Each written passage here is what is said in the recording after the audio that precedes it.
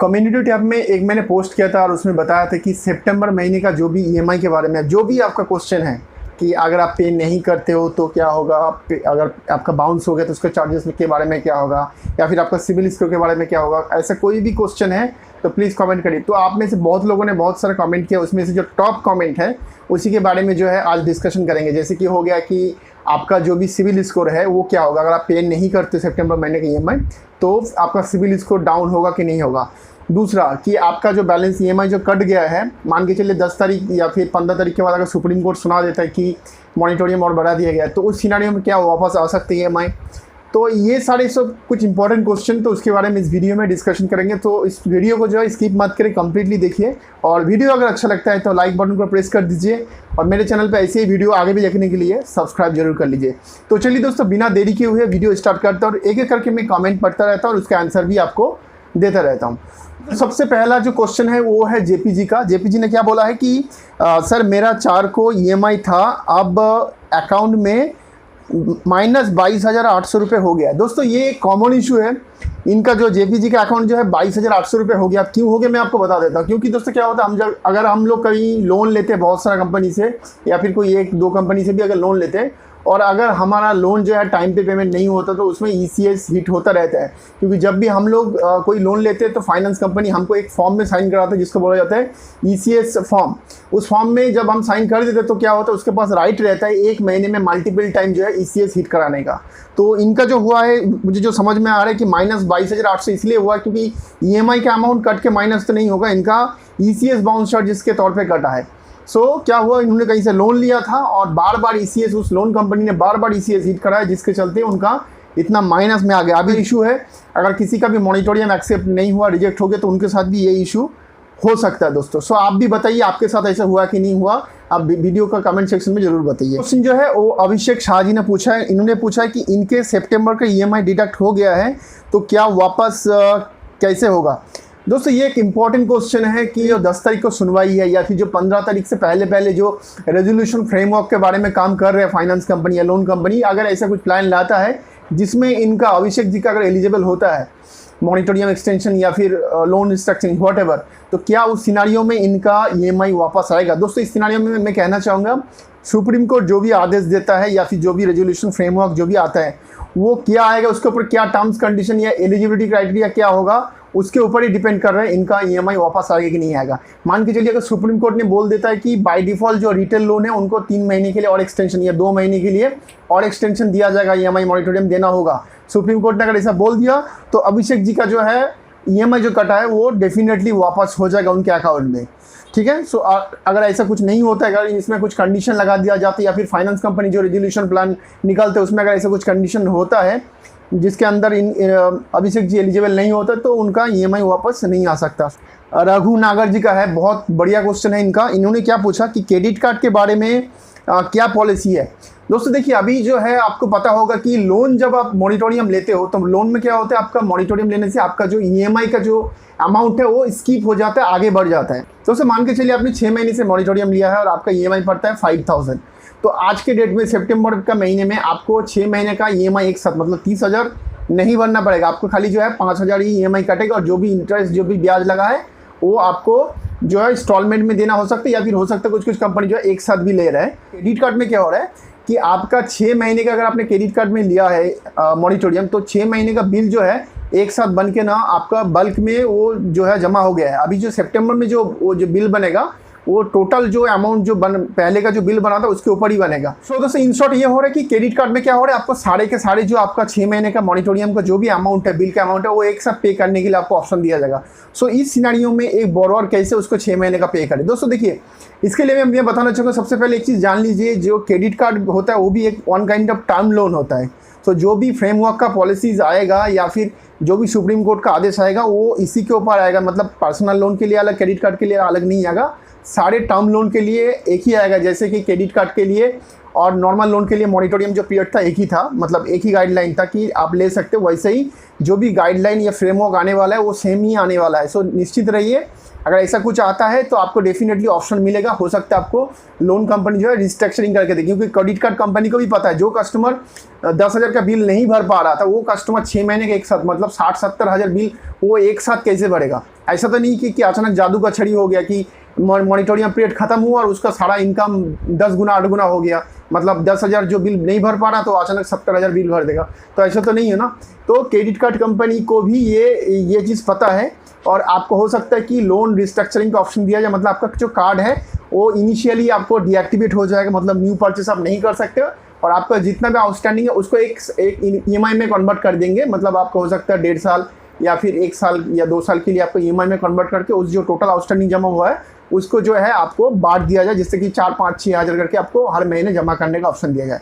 सो दोस्तों ये पहले 15 तारीख से पहले आपको इसके बारे में गाइडलाइन मिल जाएगा।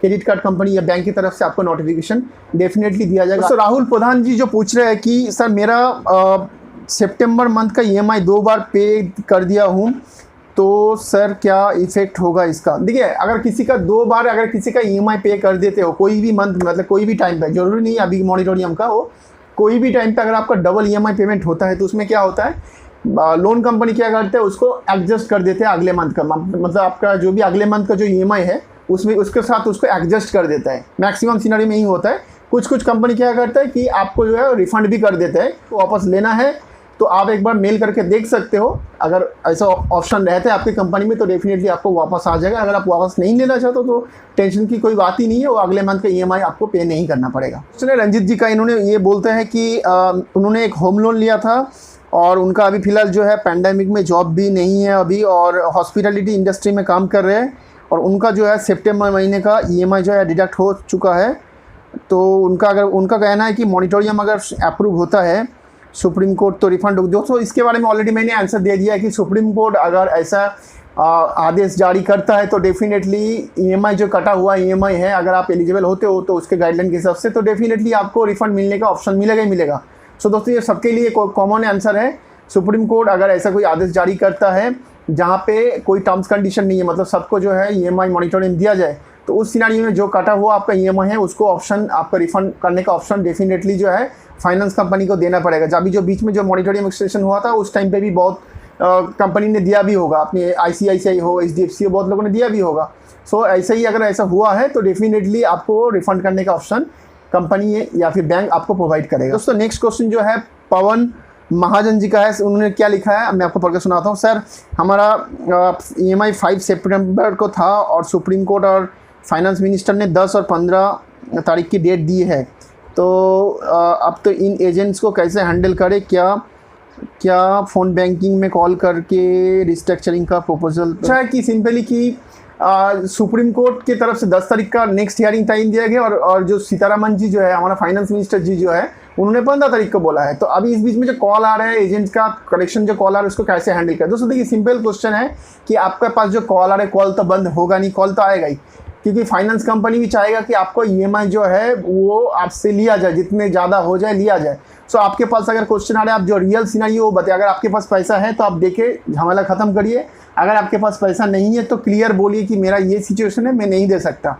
आपको एक बार की जगह 2 बार कॉल आ सकता है, 3 बार कॉल आ सकता है। अगर कुछ भी गलत लैंग्वेज गलत वर्ड यूज़ करे तो आप जो है सीधा जो है ट्वीट करिए। ट्वीट मैं आपको ट्वीट का सजेस्ट करूँगा, क्योंकि अभी कस्टमर केयर में कॉल नहीं लगेगा, कस्टमर केयर में कॉल करके कोई फ़ायदा नहीं है। आप ट्विटर पे जाके उस कंपनी, उस लोन कंपनी या फिर उस जो बैंक का ट्विटर हैंडल पे जाके ट्वीट करिए। और आप सभी से मेरा रिक्वेस्ट है प्लीज़ जो है कॉल रिकॉर्डर जो एप्लीकेशन है वो इंस्टॉल कर लीजिए। जब भी ट्वीट करेंगे वो कॉल ऑप्शन अगर अटैच का ऑप्शन है तो उसको अटैच करके उसको ट्वीट करिए। देखिए दोस्तों डेफिनेटली एक्शन होगा और इस सिनेरियो में आपके नंबर को जो है कॉलिंग लिस्ट से कुछ दिनों के लिए हटा भी दिया जाएगा। सो आपको परेशानी भी खत्म हो जाएगा। तो ये काम जरूर कर लीजिए, अपना मोबाइल पे कॉल रिकॉर्डिंग ऑप्शन जो है एनेबल कर लीजिए। ऐसा कुछ भी गाली गलौज कुछ भी धमकी वगैरह कोई देता है तो डेफिनेटली उस कॉल को रिकॉर्डिंग कर लीजिए और करके जो है आप सीधा ट्वीट करिए दोस्तों। तो इससे इनका जो दूसरा क्वेश्चन था लोन रिस्ट्रक्चरिंग का प्रोसेस, देखिए दोस्तों लोन रिस्ट्रक्चरिंग का प्रोसेस के बारे में अभी कोई भी गाइडलाइन कोई भी बैंक ने जारी नहीं किया। सो अब अगर आप क्वेश्चन पूछोगे कस्टमर केयर में सिंपल आपको बोल देगा कि ऐसा कोई ऑफर नहीं है। सो दोस्तों अभी थोड़ा वेट कर लीजिए, 15 तारीख से पहले पहले जो है आपको नोटिफिकेशन मिल जाएगा लोन स्ट्रक्चरिंग के बारे में। अमित जी ने जो क्वेश्चन पूछा बहुत इंपॉर्टेंट है और वो सबसे ज़्यादा लाइक वाला क्वेश्चन है कि ईएमआई पे नहीं किया मैंने, समझो सितंबर महीने का, तो मुझे बाउंस चार्जेस पे करना पड़ेगा और सिविल पर इफेक्ट क्या होगा सर जी।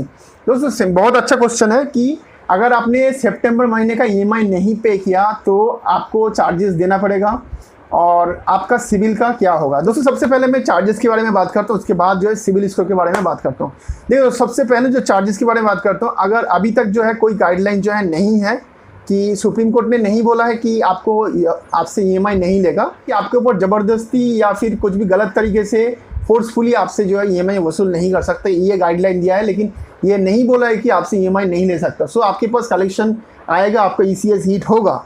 अभी क्वेश्चन आता है अगर ईसीएस बाउंस होता है दोस्तों, आपका ईसीएस चार्जेस जो है कटेगा, बाउंस चार्जेस कटेगा। क्यों? क्योंकि अभी तक कोई गाइडलाइन जारी नहीं हुआ है, तो इसके चलते जो नॉर्मल जो प्रोसेस है उसी हिसाब से आपको चार्जेस होगा। जैसे कि मैंने पहले ही बताया, सुप्रीम कोर्ट की तरफ से ऐसा कोई अगर गाइडलाइन आता है जिसमें बोला जाता है कि सबको जो है रिटेल बोरोवर को या फिर जो भी कस्टमर को सबको मॉनिटोरियम बढ़ा दिया जाए या फिर कोई टर्म्स कंडीशन के बिना ही सब कोई ले सकता है, तो उस सिनेरियो में आप ईसीएस चार्जेस के बारे में रिक्वेस्ट करके आप उसको वापस ले सकते हो, लेकिन फिलहाल जो है आपका ईसीएस चार्जेस कटेगा। दोस्तों आप बात करते हैं जो सबसे इंपॉर्टेंट क्वेश्चन जो आपने थंबनेल पे भी देखा होगा कि सिविल स्कोर का क्या होगा। देखिए दोस्तों सिविल स्कोर के लिए जानने के लिए आपको दो सिनेरियो पे डिस्कशन करना पड़ेगा। पहला सिनेरियो कि मान के चलिए कि आपने ईएमआई पे नहीं किया और 10 तारीख को सुप्रीम कोर्ट ने राय दे दिया कि जो है जो भी राय दिया उसके हिसाब से आप एलिजिबल होते हो, मतलब आपको ईएमआई मॉनिटोरियम मिलेगा, ठीक है। और दूसरा है कि ऐसा कुछ राय दिए जिसमें आप एलिजिबल नहीं होते हो, या फिर 15 तारीख को जो फ्रेमवर्क आने वाला उससे पहले पहले उसके हिसाब से आप एलिजिबल नहीं होते हो। सो दोस्तों पहला सिनेरियो मैंने बताया कि सुप्रीम कोर्ट ने आपको आदेश दे दिया, उस हिसाब से आप मॉनिटोरियम या फिर जो भी रेजोल्यूशन प्लान है उसके हिसाब से आप एलिजिबल होते हो, तो उसके लिए आपका सिविल कोई इम्पैक्ट नहीं होगा क्योंकि सुप्रीम कोर्ट का आदेश है और उसके हिसाब से आप एलिजिबल हो रहे हो, तो आपका सिविल पे कोई इफेक्ट नहीं होगा। अब दूसरा जो सिनेरियो है, मान के चलिए सुप्रीम कोर्ट ने ऐसा आदेश दिया जिसके तहत आप जो है एलिजिबल नहीं होते हो कोई रेजोल्यूशन प्लान या रिलैक्सेशन प्लान के बारे में, या फिर ऐसा होता है कि आपको कोई फ्रेमवर्क प्लान नहीं मिलता या फिर मॉनिटोरियम नहीं मिलता, मतलब आपको नॉर्मल ईएमआई भरना ही होगा वाला, ऐसा वाला कैटेगरी में रखा जाता है। तो उस सिनेरियो में अगर आप ईएमआई पे नहीं करते हो तो उस सिनेरियो में क्या आपका सिविल इम्पैक्ट होगा।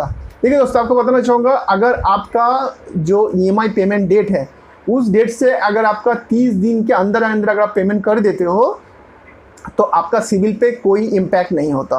तो मैं ये कैसे कह रहा हूँ, उसके लिए मैं आपको जो है जो इंडिया का जो भी क्रेडिट ब्यूरो है उसमें से एक्सपीरियंस जो है एक वन ऑफ द बेस्ट जो है क्रेडिट ब्यूरो है, उसका एक FAQ सेक्शन जिसका मैं लिंक जो है डिस्क्रिप्शन में दे दूंगा, उसका मैं स्नैप आपको दिखा रहा हूँ, यहाँ पे देख लीजिए। वहाँ पे लिखा है कि अगर एंटायर बिलिंग जो साइकिल है, जैसे कि आपका बिलिंग साइकिल के अंदर मतलब 30 दिन का होता है बेसिकली, मतलब आज अगर आपका 2 तारीख का पेमेंट डेट है तो अगले महीने फिर 2 तारीख का पेमेंट डेट होता है, मतलब बीच में 30 दिन होता है। तो एंटायर बिलिंग साइकिल अगर आप इसकी नहीं करते हो तो आपका सिविल पे कोई इम्पैक्ट नहीं होता, मतलब